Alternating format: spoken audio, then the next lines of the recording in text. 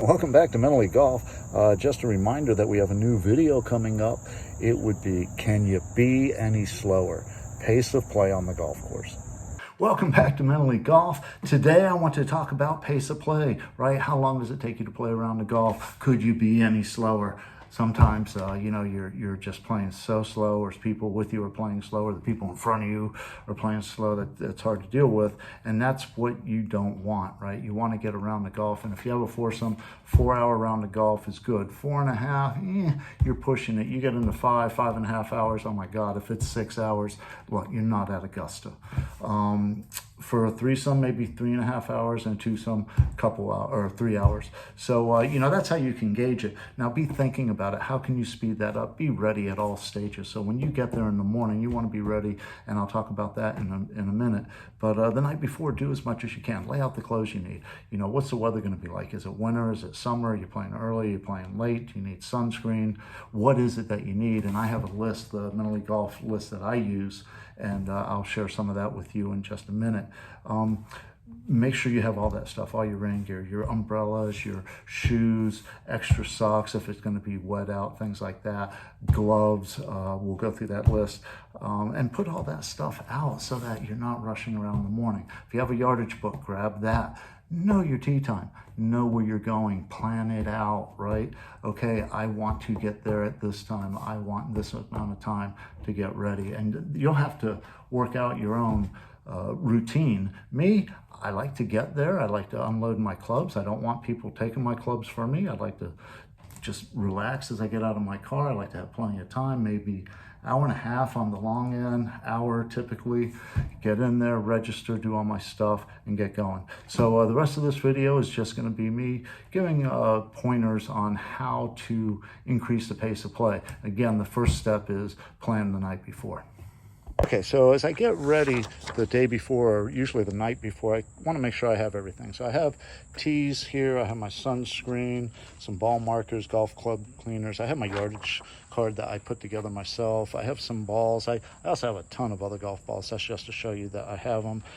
Range finder and a GPS watch, some gloves, rain suit. I have markers. You'll see that I have weather gloves as well as rain gloves, a winter hat. I put that in when I need to.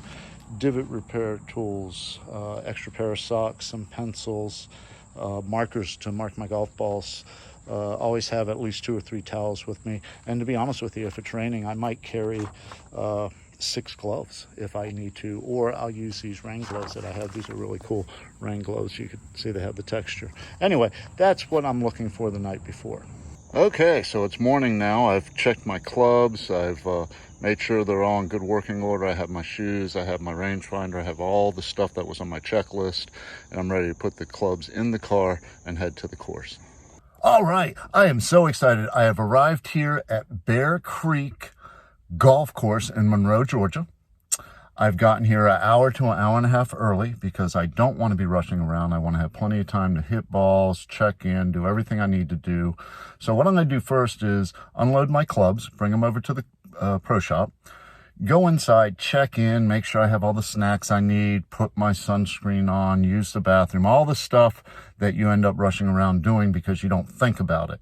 Once I do that, I'll go ahead and get my golf balls for the range. Make sure that I have all my stuff in my bag, and that's going to happen at the range because I'm going to use my rangefinder as I'm practicing. But anyway, now I'm going to go ahead and check in, and I'll be right back.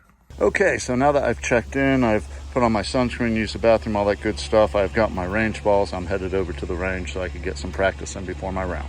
All right, I have loaded up my cart. I have my bag. As you can see, I have my Mentally Golf distance chart that I put together. I have my towel. I have a couple spare towels in my bag. I have all my clubs. My cart is set up. I have my golf balls. As you can see, I've marked them ahead of time. Couple gloves, my sunscreen, everything that I'm going to need. And now I'm going to go over here to the range. As you can see, I didn't bring all my clubs. I brought a couple wedges, 6-iron, a hybrid, and a driver because I don't want to wear myself out. And I bought a small bucket of balls. I did not buy a large bucket of balls. I'm here to play golf. I'm not here to practice. Now, as I get ready to practice, I'm going to use my rangefinder, right? I'm going to go ahead and pick out some key targets, maybe a little 25, 50-yard chip.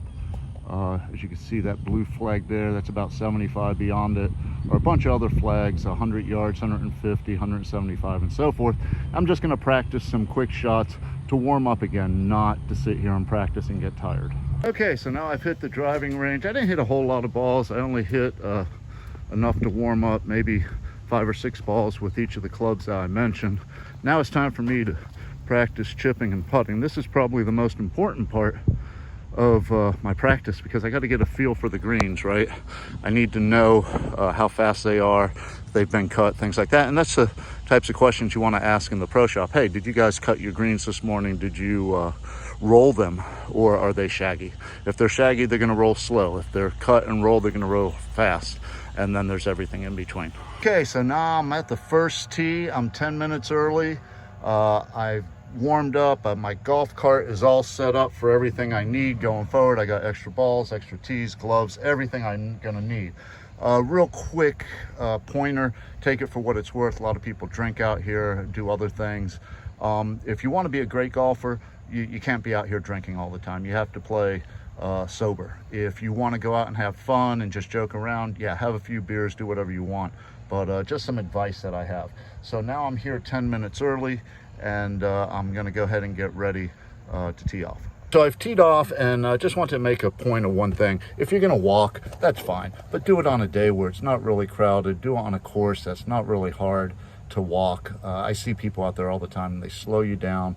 Nothing against walkers. I walk often as well, but I try to do it reasonably and where I'm not going to affect other golfers. Okay, so now that you're at the first tee, you need to decide what tees you're going to use. Rule of thumb is, if you're a 5 handicap or lower, you're probably going to want to play the tips, right? That's where the pros would play from.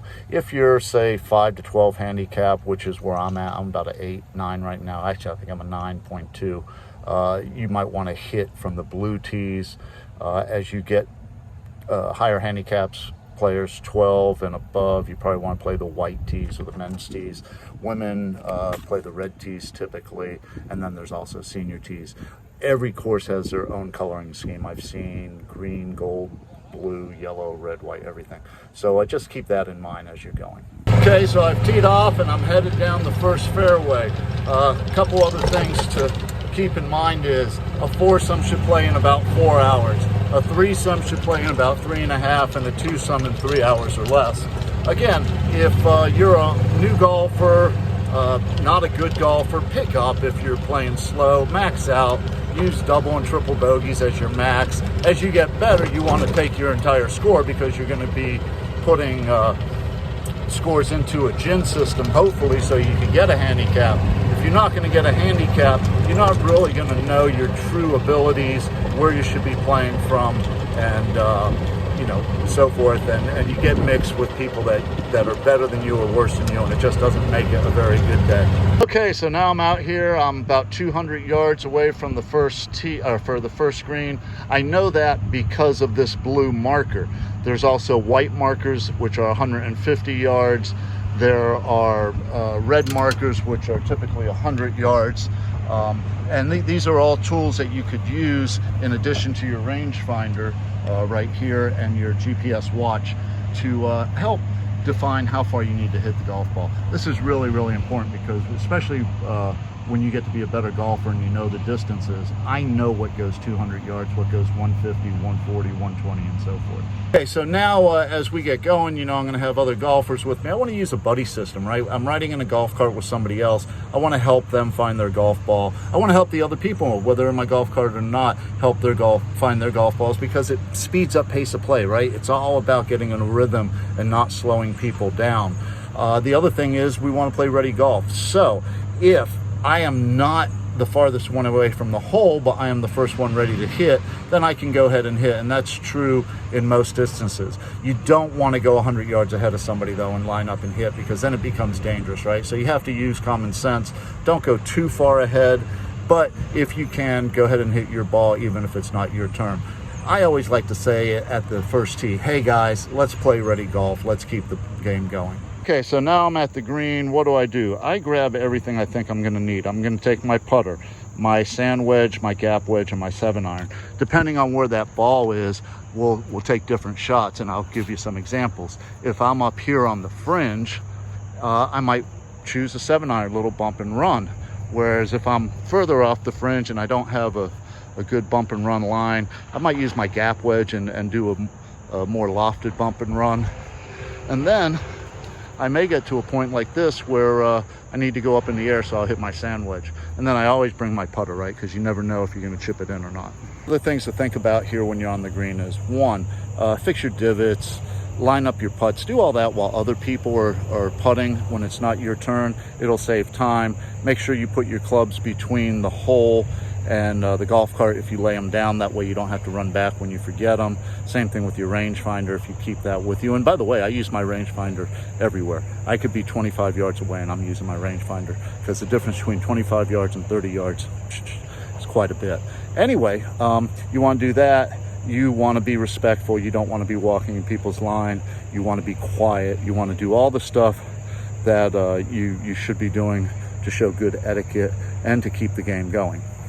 Okay, so now I've finished my putting. I'm getting in the golf cart. What am I not doing? I'm not putting away my clubs. I'm not keeping score at the side of the green. I am going to go to the next green, and then at that point, I'll go ahead and put the clubs away that I use, and I'll write down the score that I got.